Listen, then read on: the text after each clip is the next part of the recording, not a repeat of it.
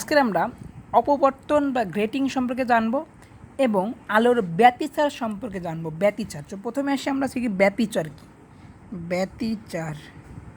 ব্যতিচার সম্পর্কে হালকা জিনিস শেখা, তারপর আলোর অপবর্তন সম্পর্কে।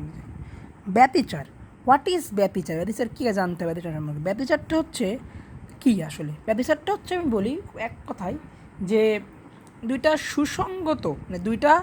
সুসংগত উৎসের দুইটা ভিন্ন তরঙ্গ দৈর্ঘ্য উপরিপাকনের ফলে যখন কোনো বিন্দুতে আলোক তীব্রতা বৃদ্ধি পায় এবং কোনো বিন্দুতে আলোক তীব্রতা হ্রাস পায়, এই হ্রাস বৃদ্ধিকে বলা হয় ব্যতিচার।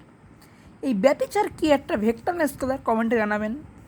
আসলে ব্যতিচার হচ্ছে কোনো ভেক্টর না স্কেলারও না, এটা তরঙ্গের উপরিপাতনে একটা ঘটনা আছে ব্যতিচার। এই যে ব্যতিচার, এর ক্ষেত্রে আমরা যদি বলি, ব্যতিচারের ক্ষেত্রে ডোরা গতি আঁকায়, এই হচ্ছে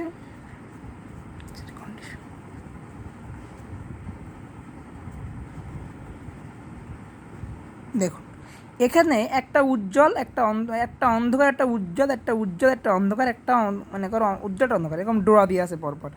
তো আমরা যদি বলি বাকি কন্ডিশন 5টা, 1 2 3 4 এই 5, প্রথম 3টা কন্ডিশন, একটা উজ্জ্বল, একটা অন্ধকার, মানে একটা উজ্জ্বল, একটা অন্ধকার, একটা অন্ধকার, একটা উজ্জ্বল, একটা উজ্জ্বল, অথবা এরকম দিতে থাকে, তাহলে আমাদের হবে ডেল এক্স মানে প্রস্থ সমান ল্যামডা ডি বাই এ।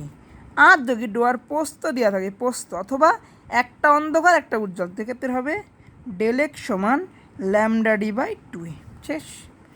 এবার আসো আমাদের ডোরার মনে করো পথের